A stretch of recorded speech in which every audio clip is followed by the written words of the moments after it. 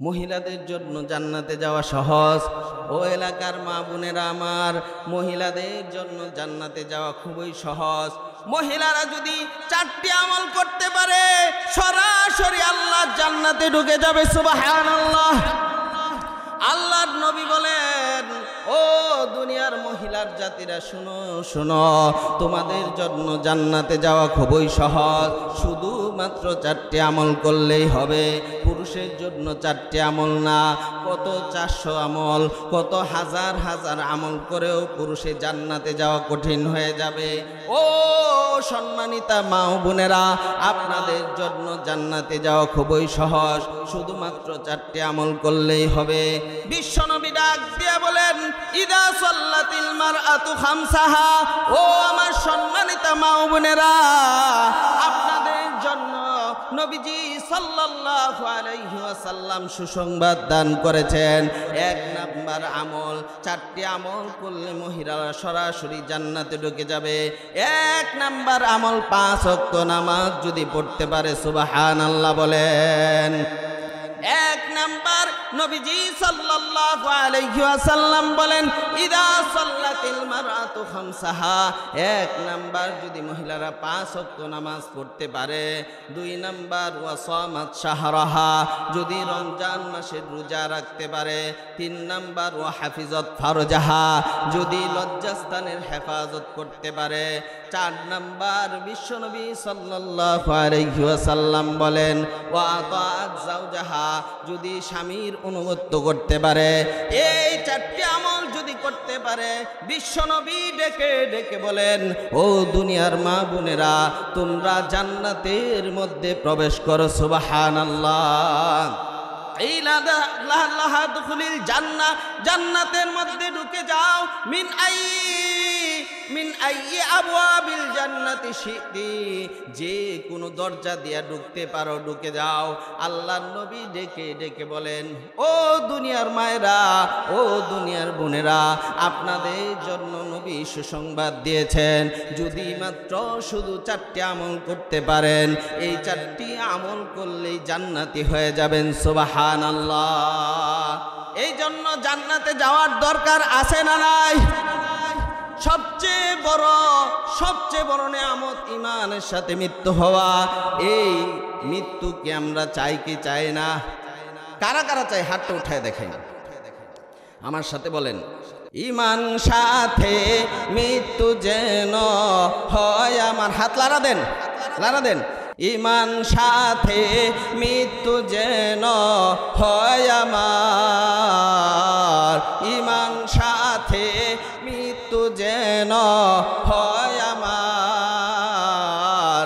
আমার জীবন আমার মরণ সবই তোমার, আমার জীবন আমার মরণ সবই তোমার।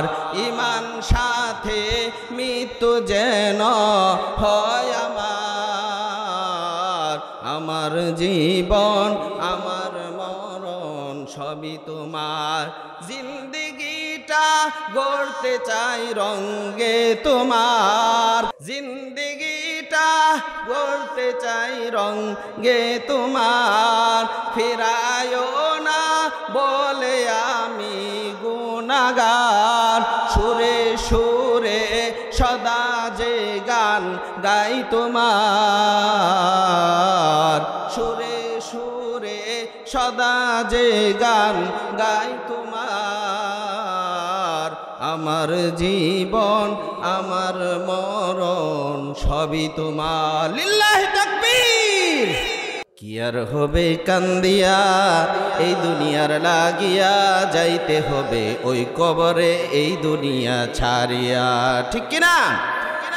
কি আর হবে কান্দিয়া এই দুনিয়ার লাগিয়া, যাইতে হবে ওই কবরে এই দুনিয়া ছাড়িয়া। কি আর হবে কান্দিয়া এই দুনিয়ার লাগিয়া, যাইতে হবে ওই কবরে এই দুনিয়া ছাড়িয়া। কত এলো কত গেল, কেউ তো ফিরে এলো না, কেউ তো কারো বলে যাবার সময়টুকু পেল না।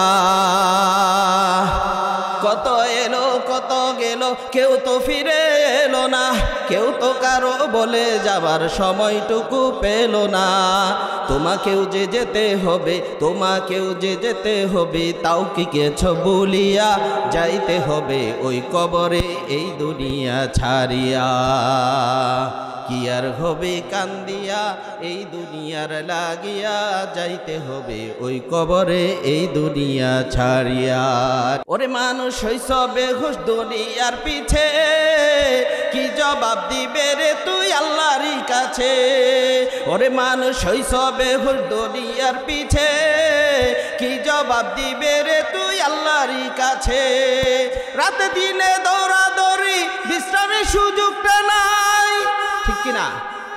নামাজ রোজা দিনের কথা, আল্লাহর নামটাও মুখে নাই। ওরে মানুষ হইছ বেহুশ দুনিয়ার পিছে, কি জবাব দিবে রে তুই আল্লাহর কাছে। ওরে মানুষ হইছ বেহুশ দুনিয়ার পিছে, কি জবাব দিবে রে তুই আল্লাহর কাছে। জবাব দেওয়ার সুযোগ আছে। এই জন্য মুসলমান ইমানদার, আমি কুরআনুল কারীমের সূরাতুল বাকারার একটি আয়াতে কারিমা তেলাওয়াত করেছি। এই আয়াতটি হচ্ছে 183 নম্বর আয়াত। আমার আল্লাহ পাক রব্বুল আলামিন ইমানদারদেরকে ডেকে ডেকে বলেন, ও ইমানদারের দলেরা শোনো, আমি আল্লাহ পাক রব্বুল আলামিন তোমাদের উপর রোজাকে ফরজ করেছি। আমি আল্লাহ তাআলা রোজা ফরজ করেছি। আমি আল্লাহ তোমাদের উপর শুধু রোজা ফরজ করি নাই, পূর্ববর্তী উম্মতের উপর রোজা ফরজ করেছিলাম। এই জন্য তোমাদের উপর রোজা ফরজ করেছি, যাতে তোমরা তাকওয়া অর্জন করতে পারো। সুবহানাল্লাহ বলেন, আরো জোরে বলেন সুবহানাল্লাহ। ইমানদারের আওয়াজে বলেন সুবহানাল্লাহ। আল্লাহ পাক রব্বুল আলামিন ডাক দিয়ে বলেন, ও ইমানদারের দলেরা শুনিয়া রাখো, আমি আল্লাহ তাআলা তোমাদেরকে রোজা এই জন্য দান করেছি যাতে তোমরা মুত্তাকি হইতে পারো।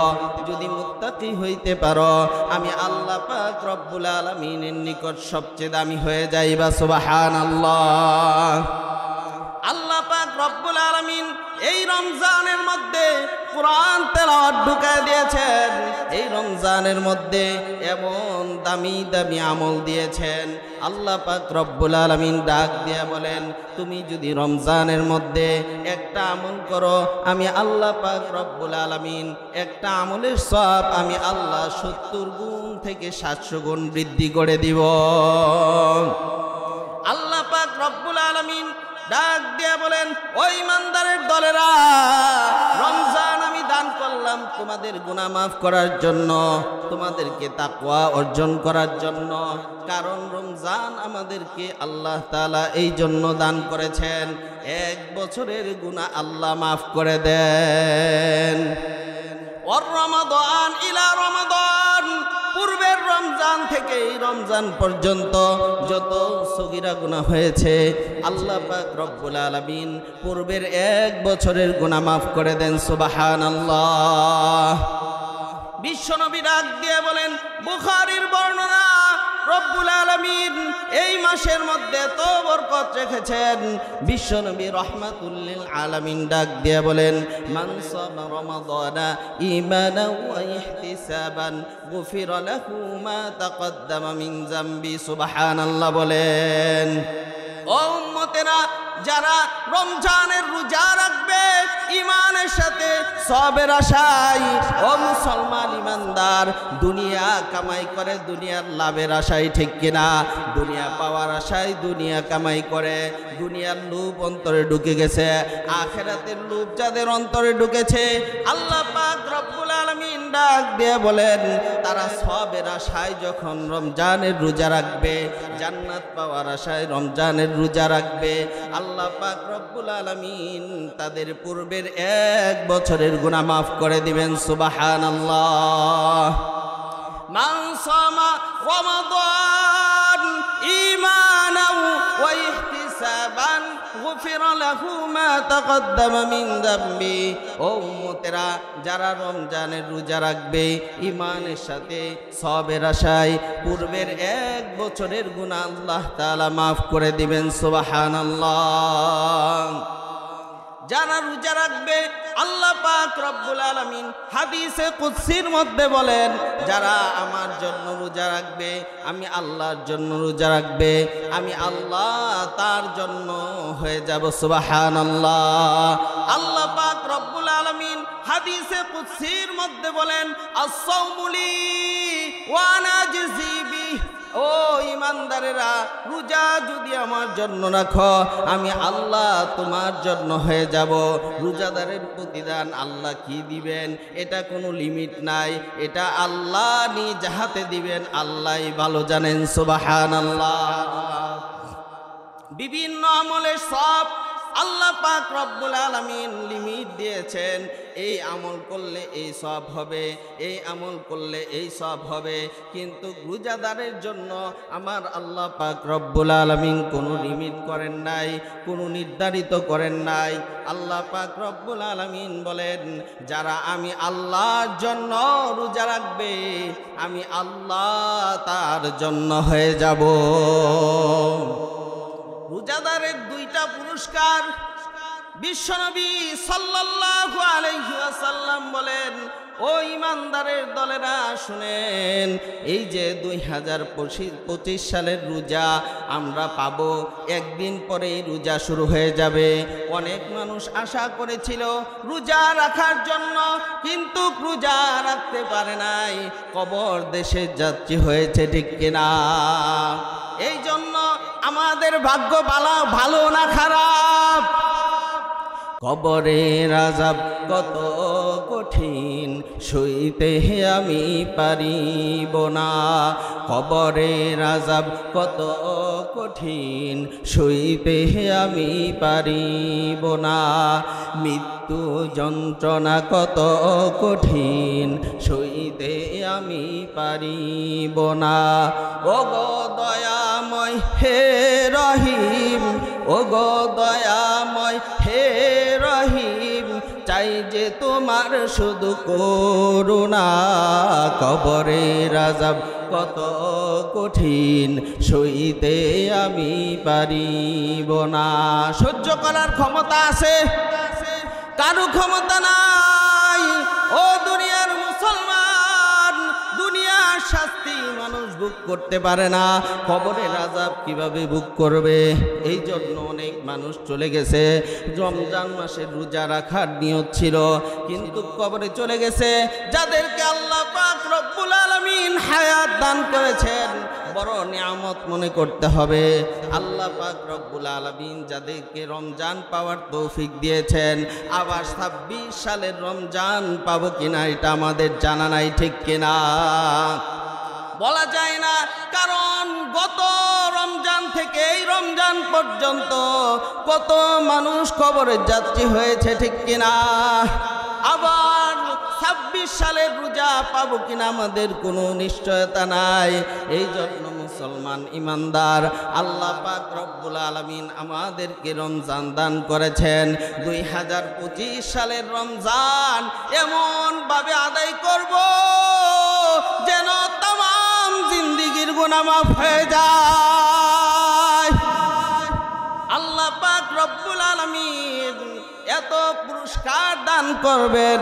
রোজাদারের জন্য 2টা পুরস্কার, লিসাইমি ফারহাতান, ফারহাতুন ইনদা ফিতরিহি ওয়া ফারহাতুন ইনদা লিকাই রাব্বিহি। 1 নাম্বার পুরস্কার আমার আল্লাহ দুনিয়াতে দান করবেন। সুবহানাল্লাহ বলেন, জোরে বলেন সুবহানাল্লাহ। 1 নাম্বার পুরস্কার আল্লাহ দুনিয়াতে দিবেন, 2 নাম্বার পুরস্কার দুনিয়াতে দিবেন না।